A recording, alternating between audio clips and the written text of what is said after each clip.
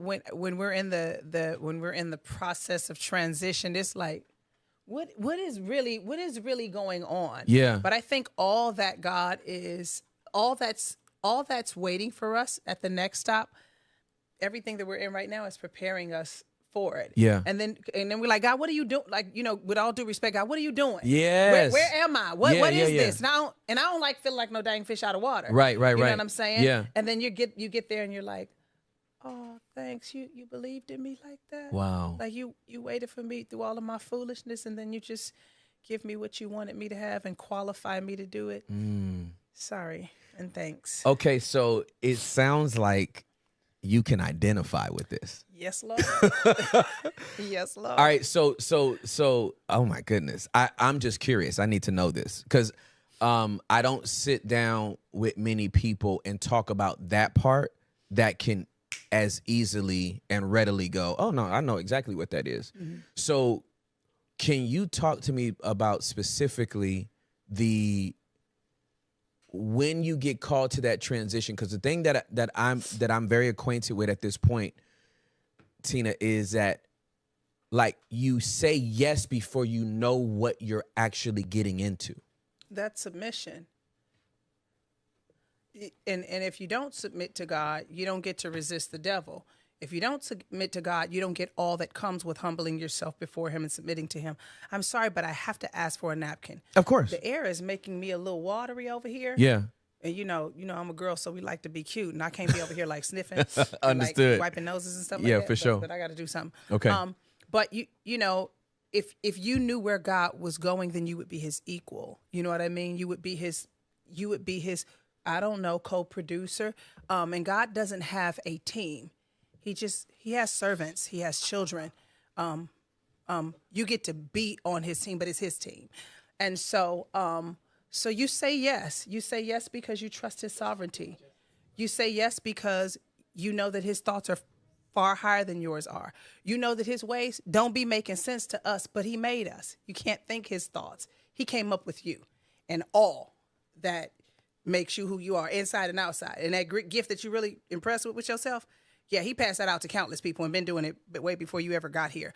And so you just say yes and you go along for the ride. And it's not comfortable and it's not convenient. Nobody likes being in an unfamiliar space. And when you've lived a life, okay, so because I might be answering this question too long. Am I good? Okay.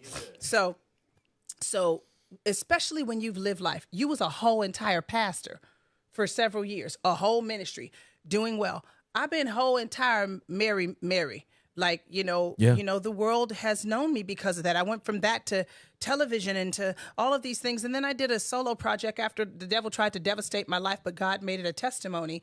I didn't see myself doing that again. I was like, oh, me being solo just kind of came out of my testimony and, fine, God, but, I'm Mary.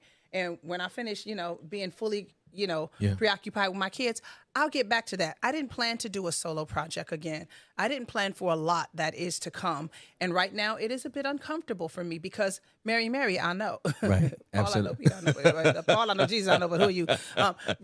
Going into these new spaces and making moves and making decisions where it's like, I don't know where I'm going. It is not easy to do, especially in the middle of your life, because in the middle of your life, you want to feel like I've succeeded. I'm established. We're supposed to be over here on autopilot, like killing a game. That's right. And God's like, right in the wave. You get to be like 20 again.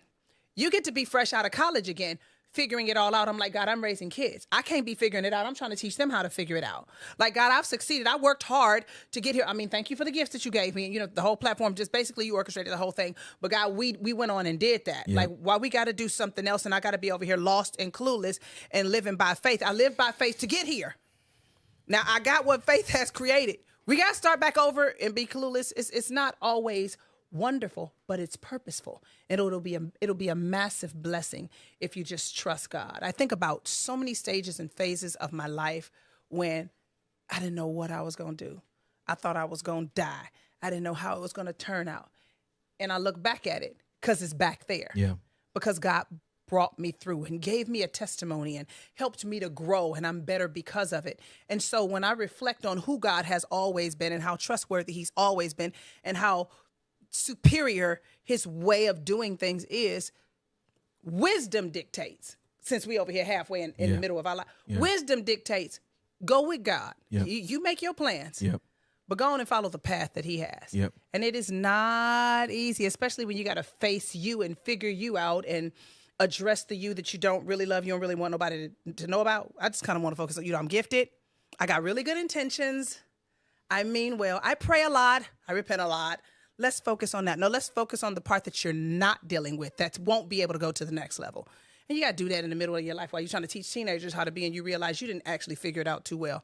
It's not wonderful, but it's purposeful. And it's a blessing when you get to that purpose place. So, I'm in the land of discomfort right now. And I ain't always this confident about it. Sometimes I'll be kicking and screaming and hollering. Thank you. And sometimes I'll be like, come on, God. You don't think this too long for somebody to have to wait through this? I got to keep on praying for this? Why can't we just put some things together so my faith dictated that we got what we needed to move to the next point? Do we have to be blind? Do we have to be over here blind? God, is that exactly what you calling for? But then we all want great faith. We all want to look at them Hebrew boys. Mm-hmm. We always want to look at them Hebrew boys, right? Guess what the Hebrew boys got to get for their great faith?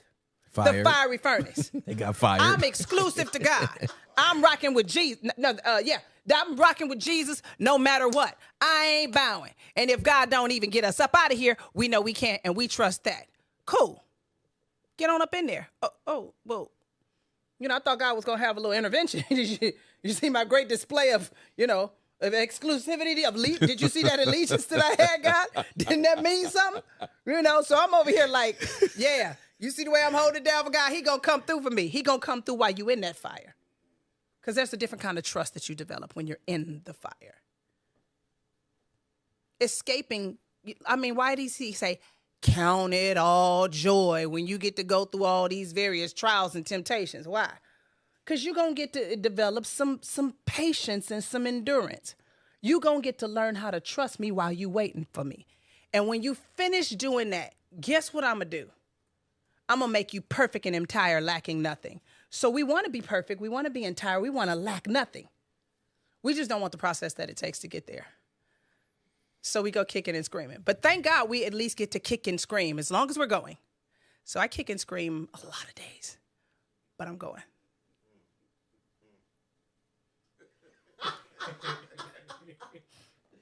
I literally just feel like you came out of the multiverse and that you were just me as a girl. This all just happened? And just recap my last 2 years, like like I almost burst into tears. Like I'm on the verge of tears, right? Like I cannot believe you just sat here and literally just said my last 2 years.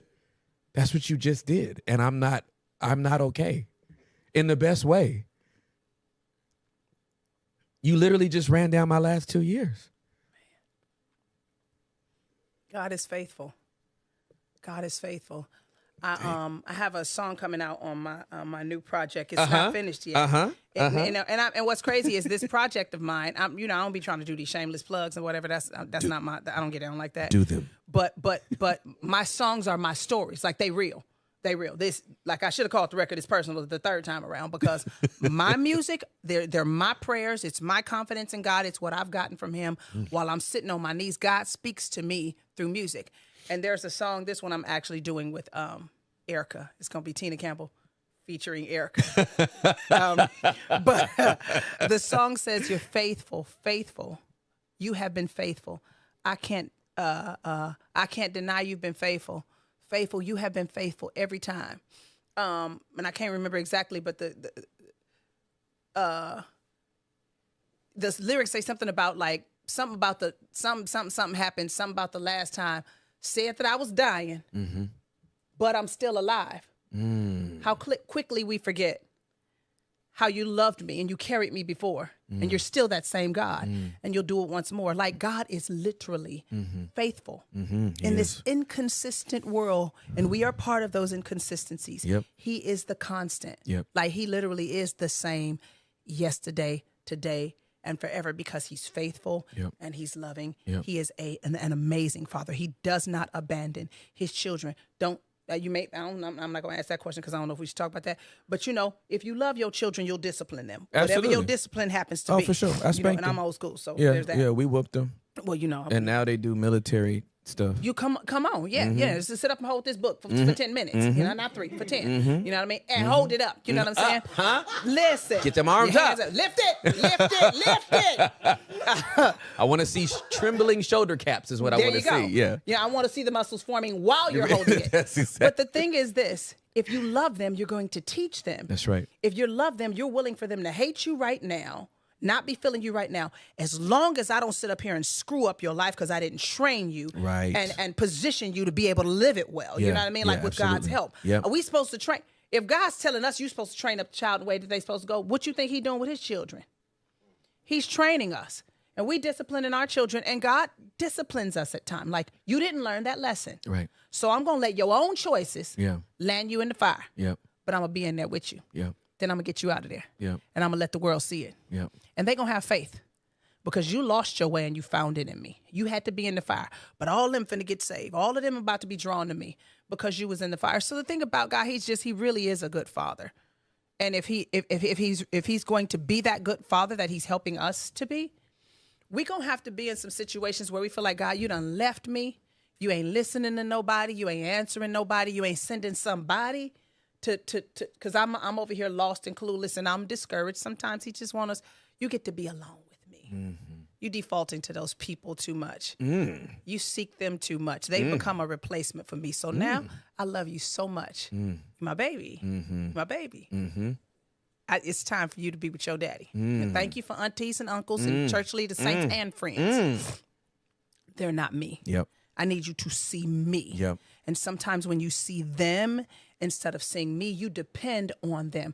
I want your dependency to be on me. Yep. So I'm letting you go through it so you can grow through it. And you can be assured that I'm a good father and I'm your father. And I love you, and I'm committed to you, more committed to you and your life and your purpose more than you ever could be. Because God is for God.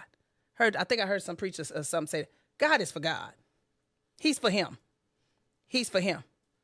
So he gonna sit up there and let your life fail while it's in his hands? He gonna make himself look bad? He ain't never gonna do that. He ain't never gonna do that. He's gonna make it all work together for your good and for his glory. So this is the stage and the season that I'm in. And today is a good day. So I can testify about it and smile about it. But it ain't always like this. I'll be mad. Sure. Like, come on, God, I've been praying too long. And I think maybe I'm mad at you a little bit because is this fair? How long do somebody get to pray? And then I go back to, well, you made Abraham wait 25 years. Is that what you finna do with me? You know what I'm saying? Like, he the father of faith. Right. Clearly, right. I ain't gonna be a him. So, God, right. his timeline should be he on some different stuff. Right, we descendants of him. Right. Now that we're engrafted into the faith. You know what I'm saying? So that I know I'm not finna be him. So my timeline should be a little different. And I just feel like you just got me out here. You know what I mean? But again, I'm reminded of Abraham. You waited all that time. Did exactly what you said. Yep. Exactly What you said. Yep. Now we over here the seeds of Abraham because of faith.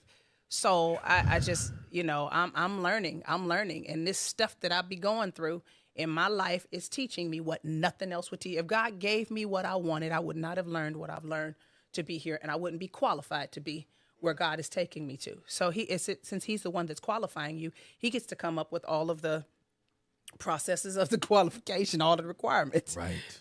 And you just, if you're smart, you submit to it. Yeah. Kicking and screaming. Yeah. If that's how it has to be. Yeah. But do it. Lest you be over there swole. To toe up.